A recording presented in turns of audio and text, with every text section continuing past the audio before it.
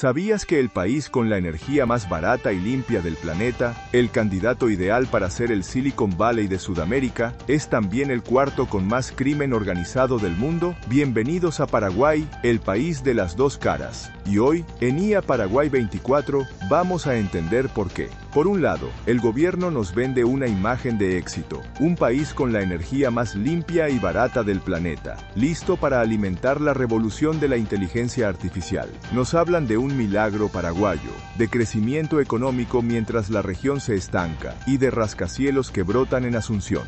Pero esa es solo la mitad de la historia. Mientras en las oficinas con aire acondicionado se negocia con gigantes como Google, en la calle, más del 60% de los trabajadores sobrevive en la informalidad. Y por los mismos ríos que generan nuestra energía, circulan toneladas de cocaína y marihuana. En IA Paraguay 24, hoy vamos a analizar las dos caras de la moneda, el Paraguay que nos quieren vender y el Paraguay real. Y vamos a intentar responder la pregunta clave: ¿estamos ante un verdadero despegue o es solo una fachada para un sistema que se beneficia del desorden?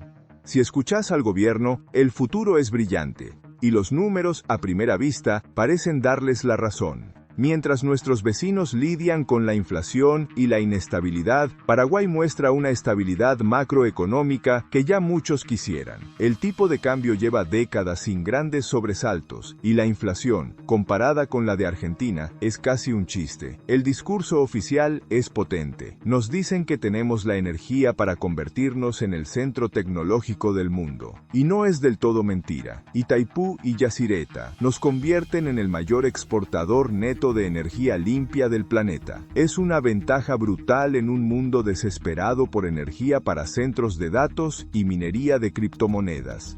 Por eso vimos al presidente Santiago Peña, el año pasado en San Francisco, reuniéndose con OpenAI y Google, vendiendo esta idea: vengan a Paraguay, acá tienen un enchufe gigante, energía limpia y súper abundante. A esto se suma el boom inmobiliario. En Asunción se levantan torres de lujo, como el proyecto del Distrito Perseverancia o rascacielos que prometen ser los más altos de la región. El mensaje es claro: Paraguay está en construcción, está progresando. Incluso nos dicen que el turismo crece y que cada vez más extranjeros eligen vivir acá, atraídos por los bajos impuestos y un costo de vida accesible. Un paraíso fiscal, dicen algunos. Un paraíso de oportunidades, dice el gobierno. Mientras florecen esas torres de cristal en los barrios más caros de Asunción, la realidad para la mayoría es muy distinta. Salí de ese círculo y te vas a encontrar con que más de 1,5 millones de paraguayos vive en la precariedad. El dato más duro: la informalidad. Según el propio INE, el 62,5% de los trabajadores es informal. Y si nos vamos a los jóvenes, la cifra es una locura. 9 de cada 10 trabajan en negro. ¿Qué futuro tecnológico se puede construir sobre esa base? La inversión extranjera parece estar estancada desde hace unos años, y acá es donde la historia se vuelve aún más extraña, porque mientras la inversión extranjera en toda Sudamérica, según datos de Naciones Unidas, se desplomó un 18% en 2024, en Paraguay ocurrió lo contrario. El flujo de capital creció un 15%, alcanzando un récord de 931 millones de dólares. Vamos a contracorriente de todo el continente. Somos una especie de isla de crecimiento de la inversión. La pregunta es: ¿por qué?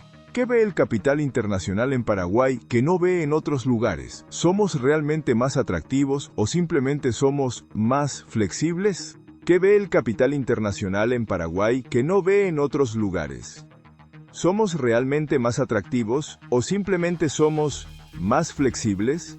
La respuesta no está en los informes económicos, sino en los policiales. Los mismos ríos que nos dan energía son las autopistas del crimen organizado. Esta es la cortina de humo perfecta. Como Paraguay no genera grandes titulares, se convirtió en el escondite ideal para los negocios más turbios del continente. La operación, a ultranza, lo dejó en evidencia, mostrando cómo el narcotráfico penetró hasta el propio gobierno. De repente, en 2023, pasamos de ser invisibles a ser clasificados como el cuarto país con más crimen organizado lado del mundo. ¿Cómo pasó eso? No es que el crimen apareció de la noche a la mañana. Es que el asesinato del fiscal Marcelo Pecci en Colombia finalmente obligó al mundo a mirar para acá. Y lo que encontraron fue alarmante. Avionetas que lanzan paquetes de cocaína en campos de Canindeyú porque casi no tenemos radares. La hidrovía Paraguay-Paraná, que debería ser nuestro motor de comercio, es hoy una de las principales rutas de salida de la droga hacia Europa. Y no olvidemos que somos el mayor productor de marihuana de Sudamérica, con Pedro Juan Caballero como epicentro de una guerra silenciosa entre clanes locales y el PCC de Brasil.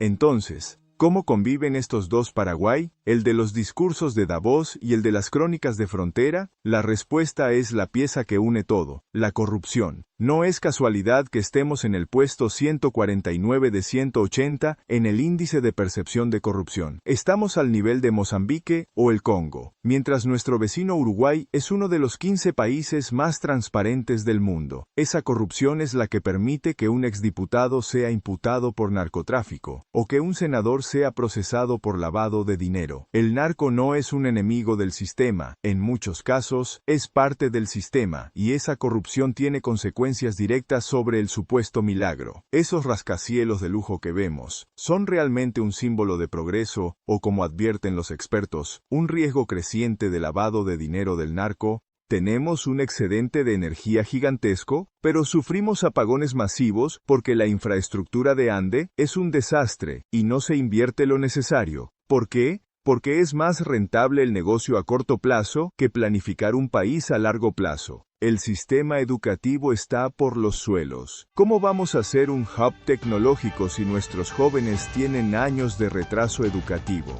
Para muchos de ellos, es más fácil y rápido ser reclutado como soldado del narco que soñar con ser programador. Esa es la paradoja final. El Paraguay que podría ser, está siendo saboteado por el Paraguay que es. Un país con un potencial energético y logístico brutal, frenado por un modelo de negocio criminal que se alimenta de la debilidad del Estado.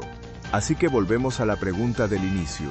Lo que estamos viendo en Paraguay no es una batalla entre la inteligencia artificial y la cocaína. Es una lucha por definir qué modelo de país queremos. Uno que aprovecha sus recursos únicos para generar desarrollo real, o uno que usa esa fachada de modernidad para que unos pocos sigan haciendo los negocios de siempre.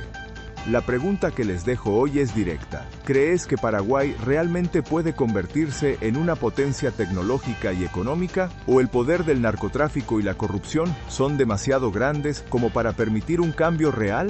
Este debate recién empieza. Gracias por acompañarnos hasta el final.